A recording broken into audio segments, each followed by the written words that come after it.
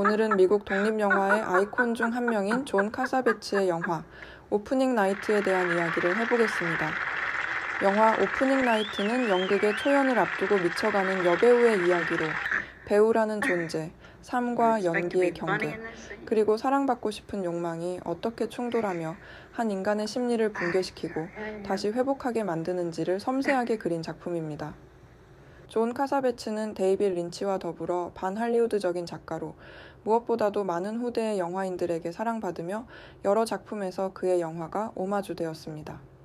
특히 오프닝 나이트는 페드로 알모도바르 감독의 내 어머니의 모든 것에서 스타 배우가 자신의 팬이 자동차 사고로 사망하는 장면이 그대로 오마주되었습니다. 또한 이 영화는 아니지만 왕가위 감독은 중경삼님의 제작 과정에서 카사베츠의 영화 글로리아를 원형으로 삼았는데 임청아의 금발 가발은 지나 롤랜드가 연기한 글로리아의 캐릭터에 대한 인용입니다. 오프닝 나이트는 감독의 1977년작으로 주인공 지나 롤랜드는 이 영화로 베를린 영화제 여우주연상을 받았습니다. 오늘은 이 영화에 대해 얘기하며 주인공이 미쳐갔던 이유, 영화라는 거짓말이 현실을 재현하는 방식, 그리고 그녀가 마지막에 이르게 되는 화해의 의미에 대해 얘기해 보겠습니다. 영화를 먼저 보고 오시는 것을 추천하나 이 영상을 보고 영화에 대한 흥미가 생기셔서 보게 된다면 그것 역시 기쁠 것 같습니다. 시작하겠습니다. 우선은 간단한 줄거리입니다. 주인공 머틀 고드는 중년의 스타 연극 배우입니다. 모두가 그녀를 사랑하죠. 그러나 그녀는 공연의 리허설 과정에서 심리적으로 불안정해지고 결국 정신적으로 붕괴합니다. 그 시작점은 그녀의 열렬한 팬이었던 낸시의 갑작스러운 죽음입니다. 그녀에게 17살의 낸시는 젊음과 열정을 상징하는 존재로 머틀에게 있어 과거 자신을 떠올리게 하는 인물입니다. 영화의 타이틀 카드와 함께 올라가는 이 독백에서 잘 나타납니다. It was so easy. My emotions were so close to the surface.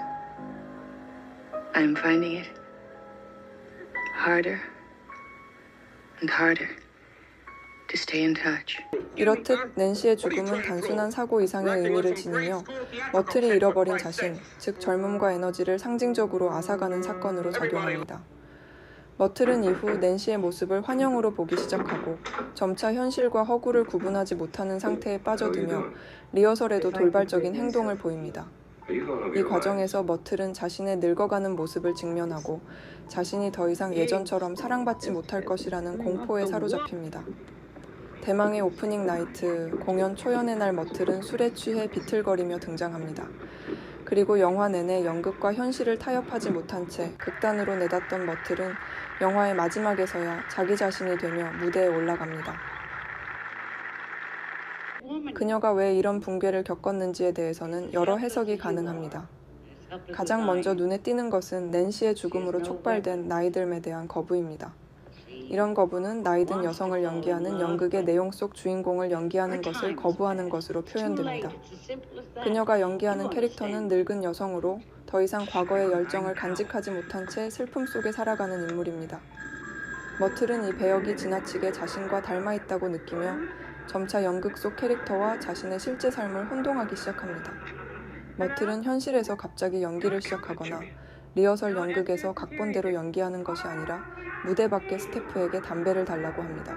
그녀는 이 연극이 지나치게 잔인하다고 느낍니다. 연극은 그녀가 직면하고 싶지 않은 현실, 즉 나이 들어가는 자신의 모습을 정면으로 보여줍니다. 그녀는 이 배역을 통해 관객이 자신을 늙고 슬픈 사람으로만 받아들이게 될 것이라고 두려워합니다. 연극의 작가인 사라와의 대화에서 머틀은 이렇게 얘기합니다. Once you're convincing in a part, the audience accepts you as that. As what? As old. That's what old. 그리고 화장실로 들어와 누구에게도 보여주지 않는 환한 미소를 낸시에게 보여주죠. 그녀가 미쳐가는 두 번째 이유는 자신의 옛 연인이자 연극상에서는 아직도 연인 연기를 하는 남자 배우의 거부입니다. 이 역할을 감독인 존 카사베츠가 연기하는데요. 주인공을 연기한 지나 롤랜드는 현실에서 감독의 배우자이기도 합니다. 머틀은 그에게 자신을 좋아하냐고 물으며 따집니다. 그는 번번이 연극을 위해 그럴 수는 없다는 말로 문을 닫으며 그녀를 거부합니다. 하지만 연극상에서 그들은 여전히 연인입니다. 연극에서 그는 마치 현실에서 그녀에게 하는 말인 것처럼 이렇게 말합니다.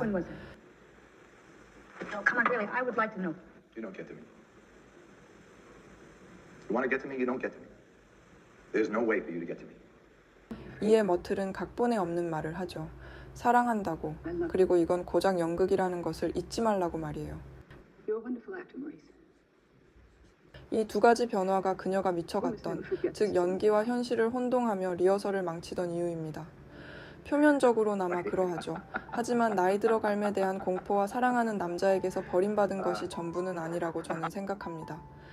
이 이야기의 본질은 결국 자기 자신이 무엇인지 알아가는 투쟁입니다. 이를 설명하기 위해서 우리는 이 영화를 좀 더 깊게 들여다볼 필요가 있습니다. 바로 영화 속 연극이라는 장치죠. 영화에서 연극을 소재로 다룬 영화들에 대해 생각해 봅시다. 제가 본 영화 중에는 자크 리베트의 미치광이 같은 사랑, 하마구치 류스케의 드라이브 마이 카, 그리고 알레한드로 곤잘레스 이냐리투 감독 버드맨이 떠오릅니다. 제가 기억하기에 영화가 다루는 연극은 언제나 자기 성찰적인 목소리를 담고 있습니다.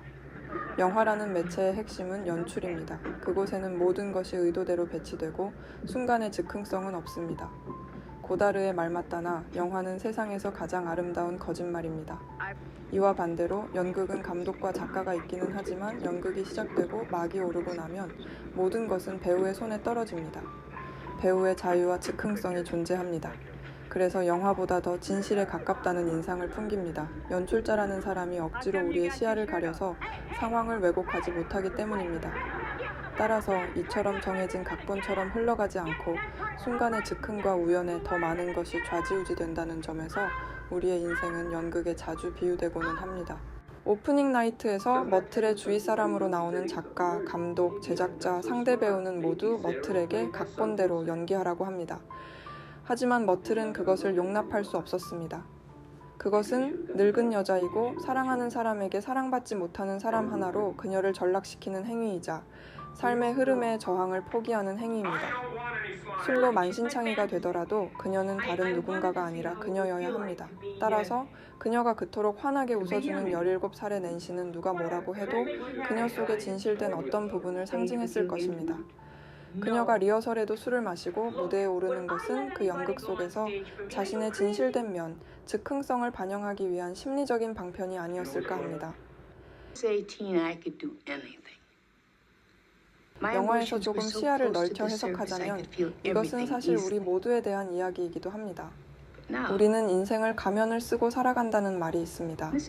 삶을 가까이 보면 비극이고 멀리서 보면 희극이라는 말처럼 우리의 인생도 하나의 연극입니다. 그리고 그곳에서 우리는 각자에게 주어진 가면을 쓰고 살아가죠. 이를테면 나이가 들어버린 사람이나 사랑에 실패한 사람으로요.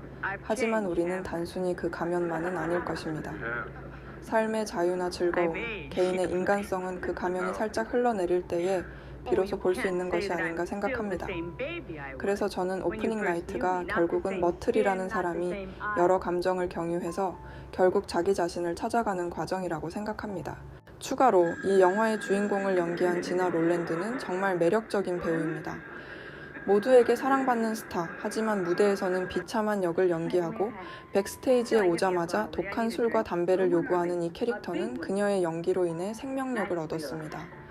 카메라는 영화와 연극, 현실과 허구를 오가며 머틀의 감정 변화를 기민하게 포착합니다. 또한 영화 내에서 클로즈업이 쓰이는 방식이 아주 좋았습니다. 카메라는 연극과 영화를 오가며 무너져가는 머틀의 감정을 표현하는 데 큰 역할을 합니다. 많은 좋은 영화들이 그러하듯 사람에 따라 호불호가 심하고 2시간 반의 러닝타임 동안 중후반에서는 약간 지루하다는 감이 있기는 했지만 전반적으로 재밌게 본 2025년의 첫 영화였습니다. 자신을 잃지 않으려고 애썼던 시간들에 대한 매혹적인 이야기, 존 카사베츠의 오프닝 나이트에 대한 이야기였습니다. 감사합니다.